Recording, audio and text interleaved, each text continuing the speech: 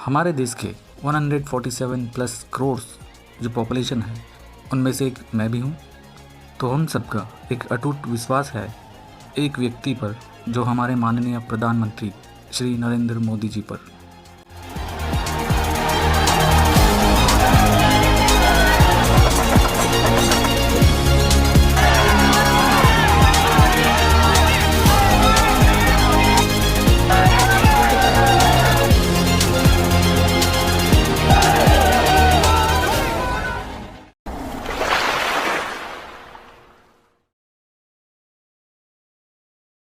क्योंकि मोदी जी हमारे देश के प्रगति के लिए बहुत कुछ कर रहे हैं। बहुत सारे स्कीम्स योजनाएं लेके आए, जैसे कि जन धन योजना, स्वच्छ Bharat, Ayushman Bharat, Ujjwala scheme, infrastructure development और डिजिटल इंडिया, अयोध्या में राम मंदिर का निर्माण, जम्मू एंड कश्मीर में आर्टिकल 370 का हटाना और हमारे देश को जियोपॉलिटिकल स्टेटस में इम्प्रूव करने के लिए G20 कराना। वैसे बहुत सारे कार्य किए हैं जो हमारे देश को एक ऊंचाई देने में मदद की है। इसीलिए लोगों का मोदी जी पर एक अटूट रिश्ता है, अटूट विश्वास है। और इसी बीच लोग समझे कि मोदी जी हमारे देश के लिए एक वरदान है।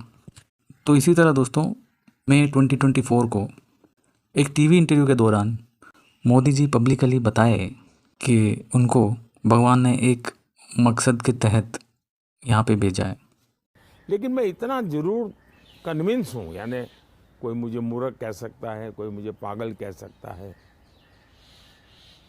मैं कन्विंस हूँ कि परमात्मा ने किसी पर्पज के लिए मुझे भेजा है और वो पर्पज पूरा होगा तो परमात्मा मेरा काम भी पूरा कर देगा। और इसलिए मैं पूर्णतः परमात्मा को समर्पित हूँ। क्या पर्पज है सर? वो परमात्मा पत्ते खोलता नहीं है, वो मुझसे करवाता रहता है। और मेरी वो डायरेक्ट डायलिंग नहीं है कि मैं उसको पूछ लूँ कि भाई जरा बताओ आगे मुझे क्या करना है। और हमारे देश के ज़्यादातर लोग, मेजॉरिटी से भी ज़्यादा विश्वास करते हैं, जो लोग पावर में रहते हैं, बड़े बिजनेसमैन हैं, न्यूज़ मीडिया में हैं, एक्टर्स हो सकते हैं, एक्ट्रेसेस हो सकते हैं, तो जो फेमस लोग हैं, जो हाई प्रोफाइल लोग हैं, पब्लिक उनके बात को बहुत सीरियसली लेते हैं और विश्वास करते हैं। On behalf of the entire business community of India, on behalf of the Reliance family, and on behalf of the Ambani family, I convey my heartiest felicitations to Prime Minister Modi ji. God Almighty himself has sent Modi ji as an avatar Purush to lead our motherland to become the greatest nation on earth. It is my good fortune that I have known him closely for more than 3 decades. I have never seen a leader who works so tirelessly for a better future for India and Indians. Prime minister Modi. और उसकी वजह? उसकी वजह यही है कि वो इस देश के लिए जैसे एक अवतार होते हैं, वो हमारे लिए एक अवतार हैं। वो एक साधारण मनुष्य नहीं है। उनका जन्म जो है इस देश के उद्धार के। और न्यूज़ मीडिया में भी चर्चा होने लगा और कुछ एक्टर और एक्ट्रेसेस भी इनके इस बात को आगे बढ़ाने लगे। इसके बाद लोगों का विश्वास और भी दृढ़ हो गया, मतलब स्ट्रांग हो गया कि सच में मोदी जी को भगवान ही भेजे हैं हमारे देश के लिए। मेरा अंदर में चुनाव के लिए बहुत जोश है। बहुत जोश है। देखिएगा मेरा मोबाइल में भी यही है, मैं क्या कहूँ। मोबाइल में क्या है? अरे ये है, अच्छा, आपने तस्वीर लगा रखी है? हृदय में है। लोग अपने परिवार की तस्वीर रखते हैं, हाँ। बटुए में अपनी तस्वीर रखते हैं, उन्होंने प्राइम मिनिस्टर की फोटो लगाई हुई है। मैं तो पेशे से कलाकार हूँ, लेकिन एक किसी व्यक्ति को भगवान मानता हूँ सालों से। और ये देखिए हमारा भगवान ये तो मोदी जी हैं। मोदी जी हैं। और मैं तो कहता हूँ पूरे देशवासियों से कि धैर्य रखो मेरे भगवान मोदी पर। यह नव भारत का निर्माता है और ऐसा युग पुरुष इस मातृभूमि पर बार बार नहीं आता है। मोदी ऐसा पैदा हो नहीं सकेगा। भगवान है, दूसरा राम अवतार है। कौन? मोदी। मोदी राम अवतार है। लेकिन इस बात का एक साइड इफ़ेक्ट भी है, जैसे कि एक इंसान ये सब तो नहीं कर सकता अकेला, तो एक टीम होना चाहिए। तो टीम में ले सकते हैं बहुत सारे मिनिस्टर्स हो सकते हैं, साथ में बिजनेसमैन हो सकते हैं, मीडिया एजेंसीज हो सकते हैं, और बचपन के कुछ दोस्त भी हो सकते हैं, और वो सब कुछ अच्छे भी हो सकते हैं, कुछ बुरे भी हो सकते हैं। तो दोस्तों, उसी तरह हमारे प्रिय मोदी जी के साथ भी कुछ अच्छे बुरे लोग भी हैं। जैसे कुछ बिजनेसमैन हो सकते हैं, बहुत सारे करप्शन करते होंगे, पॉलिटिशियंस होंगे, उनको सपोर्ट करते होंगे, मीडिया लोग भी हो सकते हैं जिनको गोदी मीडिया भी बोल सकते हैं, और ये सब मिलकर मोदी जी का नाम ख़राब करने में लगे हुए हैं। मेलैंड में जैसे गोदी मीडिया बोलते हैं, वो हमेशा वन साइडेड स्टोरी कोई लेके चलते हैं, लेकिन ये बहुत अच्छी बात है, अंडमान में वैसा नहीं है। अंडमान निकोबार के स्टेट प्रेसिडेंट श्री अनिल तिवारी जी बहुत बार प्रशंसा भी करे हैं अंडमान मीडिया को लेकर कि यहाँ का मीडिया किस तरह चलता है। मैंने कई बार बोल चुका है, बार बार मैं बोलना नहीं चाहता। ये जो मीडिया है, आप लोग है ना, ये सही मायने में देश का चौथा स्तंभ है। आप लोग नहीं होने से आज बताइए, यहाँ पर कुछ लोग हैं, 400-500 लोग होंगे, 1000 लोग होंगे, लेकिन आप इस आवाज को करोड़ों लोग तक पहुंचाएंगे। ये सबसे बड़े धन्यवाद के पात्र तो हमारा मीडिया, इलेक्ट्रॉनिक्स मीडिया है। और मेरे को खुशी इस बात की है, जो मुख्य भूमि में मीडिया के अंदर में जो रोग लगा है, अभी तक हमारा मीडिया साफ सुथरा है।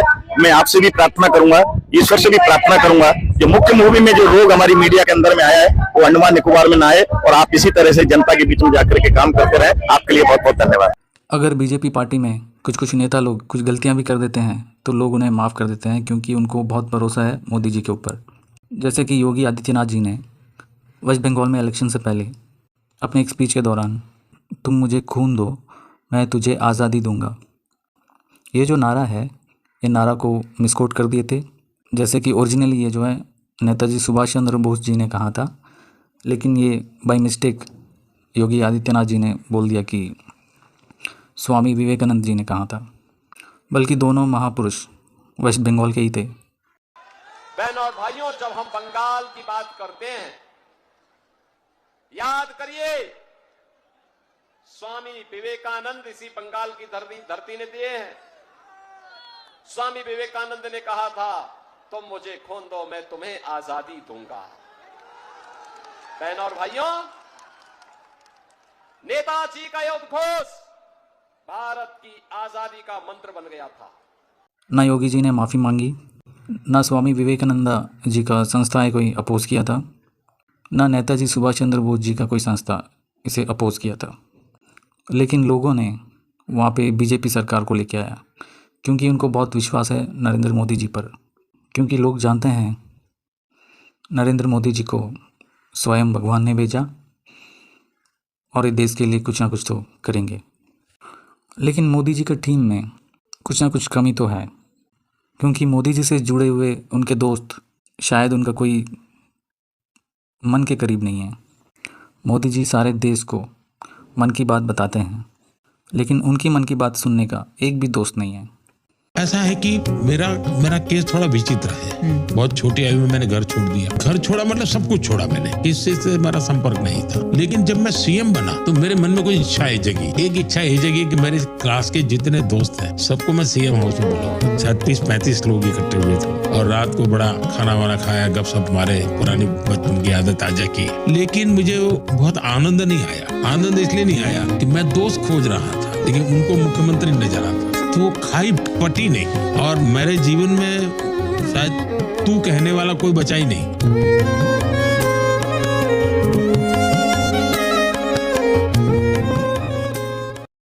क्योंकि इनके 30 साल पुराने दोस्त भी कभी इनको उनका वेलफेयर के लिए, उनकी अच्छाई के लिए कुछ एडवाइस भी नहीं दे सके। जैसे मोदी जी को श्रीमती मोदी जी से मिला दे, उनका पावर, पोजीशन सब कुछ रहते हुए भी उनकी मन की बात सुनने के लिए कोई भी नहीं है। अगर इनका कोई सच्चा दोस्त होता तो इनका पर्सनल लाइफ के बारे में भी थोड़ा सोचते, लेकिन ऐसा कुछ नहीं होता।